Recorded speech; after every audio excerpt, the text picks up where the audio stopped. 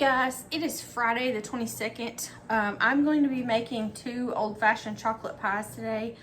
I'm going to do one on video and then make one off camera because it's hard to put enough for 2 pie fillings in one pot because it gets really full. So I'm going to do one today just on film, but happy Friday. I'm trying to get a good angle here where you guys can see me. If you guys hear the washing machine that's down the hall, I just turned it on. And we have some Christmas music going. My dog is being silly, so this should be a good time. But, okay, so my mom, before she passed away, she died in 2021. The Christmas before that, I had called her, and I was like, how do I make chocolate pie that you make? Because it's perfect. It's like the best chocolate pie in the world. So I called her and wrote this down, and then she passed away, you guys. And I had to put tape on it because I wrote it down, and it got wet and everything. I need to make a new one, but there is some method to her madness. It's going to seem like weird measurements and such, but she made it from memory, and I mean, this is the best chocolate pie ever. She could do meringue, like, in her sleep. I can't. I've tried a million times. If you guys know how to get meringue perfect, let me know. But she always put meringue on the top and baked it. I am not going to do that in this video just because I'm so bad at it. I think you have to get the egg whites to room temperature or something, and I never do. And I've tried it literally 1,000 times, and I can't. And I might try it again this, Thanksgiving or Christmas season. But today we're just going to make a chocolate pie. And this is the best chocolate pie ever in the whole world. Like the best tasting ever. So I went ahead and thawed these pie crusts out. You have to thaw them for like 15 minutes and then poked little holes with a fork in them. I have the oven set to 250. And you pop them in for about 10 minutes. You can tell when they get golden brown. So I'll let those go ahead and cook for about 10 minutes while we're mixing up the rest of the stuff. So I have 2 mixing bowls because you're going to want to keep your dry ingredients and your wet ingredients separate. You're going to need 3 eggs. I'm going to break one and have to get another. So you're going to need 3 eggs. You're going to need 2 cups of milk. Let me grab the milk out of the fridge. And you are going to need some cornstarch. I like this one because it's a reusable canister. You can scoop it right out. The boxes tend to get ripped on top. I don't buy those. Of course, the main ingredient, Hershey's Cocoa. I have a partial bag of sugar in the cabinet, and I also bought another one in case there wasn't a cup in here. But you're going to need a cup of sugar plus 1 tablespoon of sugar. And I said cornstarch, didn't I? And flour. Let me go get the flour. 1 second. You guys, it's been a crazy morning, if you can hear me. I don't know what's going on. I guess Thanksgiving, but people are insane. Let me see how much flour this is. I have like 3 or 4 bags of flour. So, let's see what it calls for. 4 tablespoons. I should definitely have 4 tablespoons in here. This is just King Arthur flour. I might grab another bag in case. Hang on 1 second. I can't get my act together today to save my life. I got to work this morning at 5:30 and I worked until noon, and then I'm bringing you guys this video. So I just have this all-purpose flour. I'm going to go ahead and open this because the other one is bread flour, and I'm not sure. I think even though you add yeast to bread, I think bread flour does have a little bit of a rise to it, and we don't want that for pie. Y'all look where I opened the cornstarch. I'm going to be a mess by the end of this, but okay. So in one bowl, I'm going to do wet ingredients in the smaller bowl because dry ingredients tend to be fluffier, and you're going to want to mix it all together in the end anyway. So we're going to start out in the small bowl with 2 cups of milk. And these are going to be 2 full cups in this bowl for our wet ingredients. I didn't get my whisk out either, but there we go. There's 2 cups of milk, okay? And you're going to need 3/4 of a cup of milk in the dry mixture, so we're just going to leave the milk out for now, okay? And then we're going to break 3 eggs. I need somewhere to set these when I'm done. Just go to the trash can, I guess. Y'all, ADHD all over the place all the time. I apologize. We're just breaking 3 eggs into the 2 cups of milk right now. All right. So, when I'm done mixing all this, I just use a regular saucepan. That's the one I always use, and it's enough. It gets pretty full, but I mean, it's enough. And when I go to mix all of these, I do use a whisk just because it's easier to get the lumps out that way. So you guys can use a spoon or anything you want, but I just use this little whisk. It's easy to just mix it up. So I'm gonna go ahead and stir the eggs, break the yolks into the wet mixture right now. And this is all we're doing, is just stirring the milk and eggs together. Y'all hear my music? Jingle bells, I think, right? I don't know if that's copyright protected or not, but we're gonna listen to it anyway. Because it's almost Christmas. We leave for Disney in 10 days, y'all. So excited. Actually, we leave in 9 days. Our first park day is in 10 days. So I need to get packing and all this other mess, right? All right, so this is what it looks like. You just mix your eggs and your milk together. I'm gonna sit that over there, leave the whisk inside of it. All right, and so we're going to, my cup measure thing is wet. Hang on a sec. I like to have it dried out because the stuff sticks in it. I don't like that. That's, to me, it's just one of those sensory things I don't like. So, I'm just gonna use my partial bag of sugar that's already open. It takes us forever to use. We don't really eat a lot of sugar, so it takes us forever to use the whole bag, but I wasn't sure when I went to the store how much I had, so I went ahead and bought some. All right. So it says 1 cup plus 1 tablespoon of sugar. There was a little more than a cup on top there, and I just dumped it into the bowl. Okay.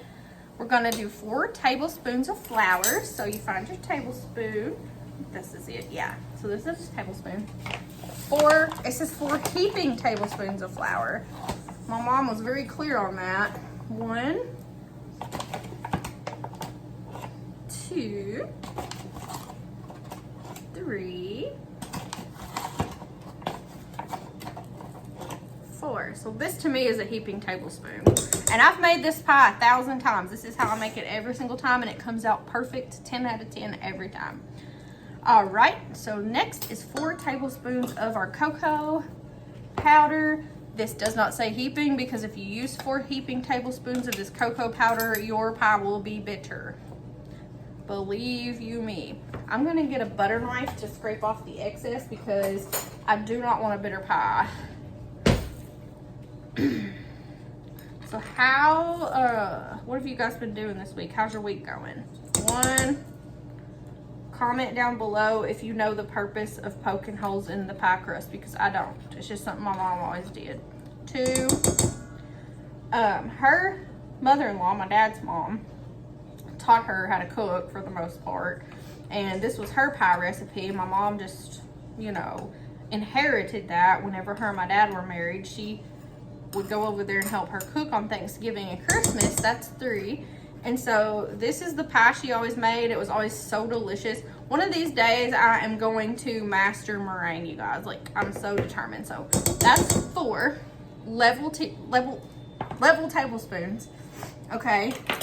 So we've used our flour, we've used our cocoa, so we're gonna scoot those over.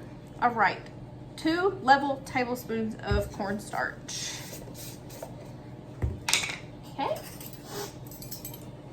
I really don't want to get cocoa in the cornstarch, but this is all I'm ever gonna use this cornstarch for anyway, so I really don't care. You guys do it however you want at your house, but in this house, we cannot care about stuff like that because it'll drive me crazy. All right, so 2 level tablespoons of cornstarch. I'm gonna put this over here. All right, a little pinch of salt she put on here. I'm gonna do it her way. I've always done it her way. I get this, it's already finely ground, so we're just gonna do a little pinch in the mix there. And then you're going to want to have some way to glue all of these dry ingredients together. So we're gonna go ahead and stir them up where all the cocoa and sugar and everything is mixed, where it makes one color, okay? And then after we get that done and it's all finely ground up, because I have some lumps in my sugar here, we are going to pour 3/4 of a cup of milk into this mixture and thicken it up some, okay?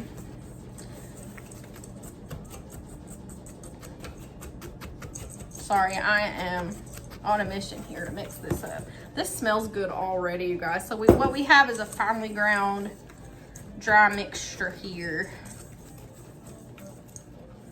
All right, and you're gonna want to go ahead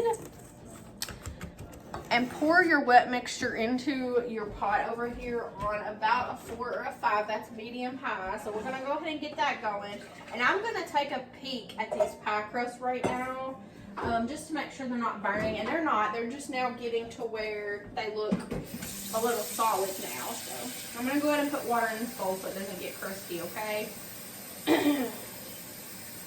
I have a routine here when I cook. So, all right, let me find a 1/4 teaspoon, or I mean a quarter. That's a 1/2 cup. I have 50 million kitchen gadgets in here, y'all. Okay, I just get these little ones from the Dollar Tree. So we're gonna do 3 of these full of milk into our dry mixture. I have a couple more lumps here, you guys. Let me pulverize those right fast, because they have got to get out of here. We cannot have a lumpy pie. That's gross. Okay, so my mom always stressed to me the key to, you know, the best pie possible without lumps and without scorching the thing is to keep stirring it on the stove. You cannot leave the pot alone. I remember when I was a kid, she would stand at the stove with one leg up like this, like a flamingo, and just be stirring. And if we bothered her, she'd be like, "Don't bother me, I'm stirring this, I can't let go of it."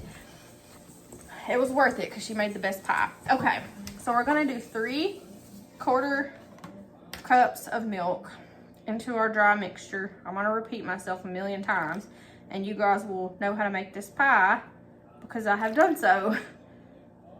All right, that was a little bit less than 1/4 on that last one. Let's make sure we get it right? All right, so I'm just gonna toss that in, and then we're just gonna whisk this dry mixture with the milk in it until it makes kind of a thick, you know, pasty looking chocolate concoction here. And I cannot wait to eat this already. Like, oh my God. I make concessions and exceptions for Thanksgiving and Christmas and Disney World. I'm gonna eat sugar there. I was telling my boyfriend, like, I may not get, if I buy something sweet there, I may not eat the whole thing, but I'm gonna eat a couple of bites because it's Disney World, right? Did I say Disneyland the first time, y'all? God, these Disney freaks and Disney adults on Facebook would have my head for that. I don't know what I said though. Okay. So it looks like a brownie consistency. It smells so freaking good. I cannot wait to eat this thing. So everything is measured out and ready to go. So as soon as this comes to a rolling boil, you can pour your chocolate mixture in and start stirring it all together. So I am going to check again on these pie crusts. And as soon as this comes to a boil, I'll be right back. Say hi, Apollo. We're making pies that you can't eat. Come here. Yes, say hi. Hi, yes. You can't have chocolate. I'll be right back. Okay, guys, this is starting to come to a little bit of a boil. I've been stirring it up. So we're going to go ahead and pour our chocolate mixture into the pot and start mixing them all together. Okay. It's starting to thicken up already, like in the pot, so we've got to keep stirring it.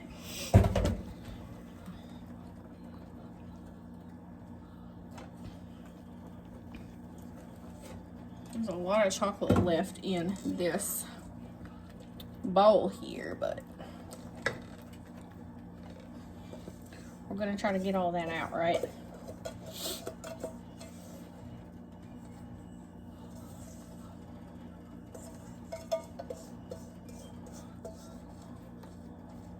Sorry, I'm silent whenever I'm thinking about stuff and trying to do things. Sorry about that. The this is looking kind of light. I'm not sure why, but hopefully once we stir it all up, it'll darken.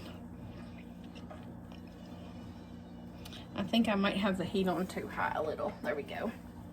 Let's turn it down. I've got it on about a 4 now. So we're just gonna stir, and we're gonna stir until it gets thick, like pie consistency. Okay.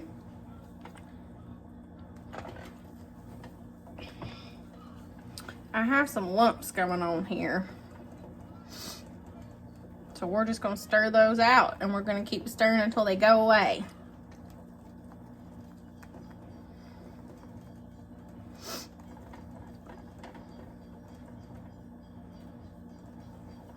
And it's starting to darken, as you can see. It's looking like pie.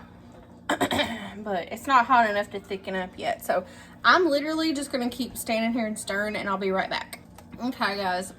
I'm eating while I cook, because I haven't had lunch, and I cooked some chicken, so I'm eating that. But as you can see, it's starting to thicken. You're gonna see these lumps come up, and you're gonna want to scrape the bottom constantly and the sides, and just keep stirring and stirring and stirring and stirring. Your arm will get tired, and you'll feel like it's never gonna thicken up. It does take some time. Just trust me. Just keep stirring it. And do not stop. Like, if you stop for a second, you're gonna have lumps on the bottom. Because if you can feel it, like you're constantly scraping the bottom of the pot. And if you keep stirring, it'll break the lumps up. So I'm just gonna keep stirring, and you guys will see it start to thicken. See, it's starting to get thick, like pie filling. I'm gonna take a bite of my chicken too, y'all. I'm so hungry.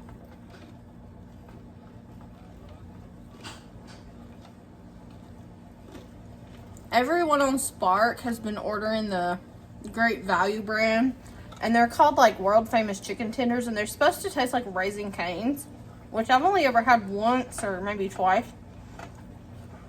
I put them in the air fryer for 10 minutes. They are delicious, but they don't taste like Cane's. But they're good. Alright, we're starting to get lumps, you guys. So we're going to turn the heat down on it just a tad. And continue to stir it.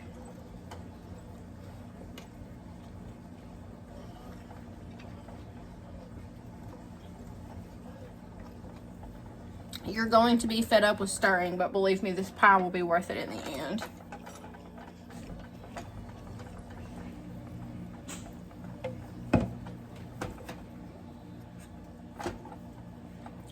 The crusts are pretty much done.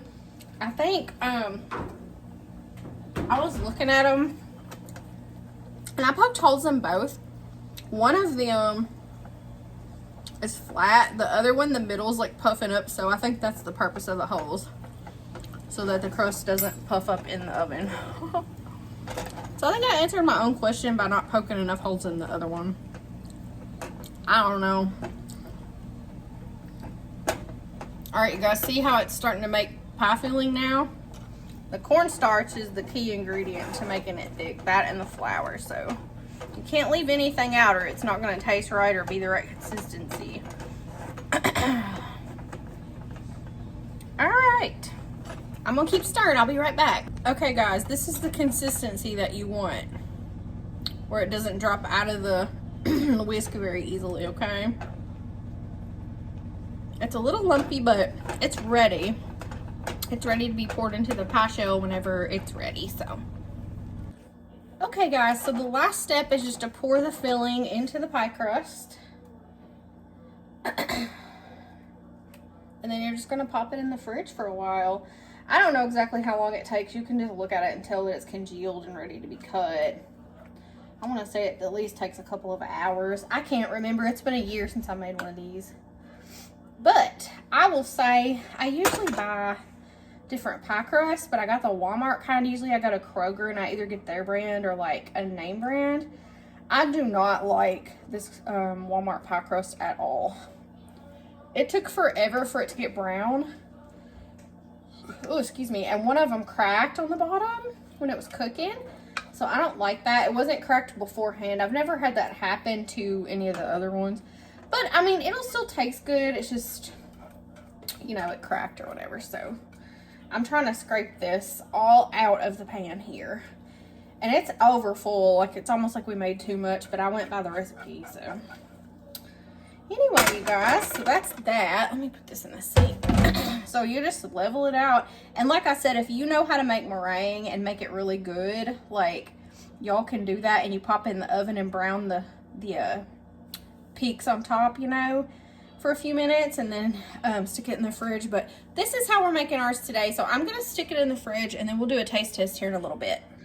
Okay, guys, so I was able to do the meringue. I, brought the egg whites to room temp and whipped those first and then started putting in the sugar. So it actually worked and it tastes really good. So I'm going to cut the pie now. All right, I cut the tiniest piece because I'm not hungry. And I worked for 12 hours today. It was such a long day, but this is the finished product and so delicious, you guys. I hope you make it. And if you do, let me know if you like it.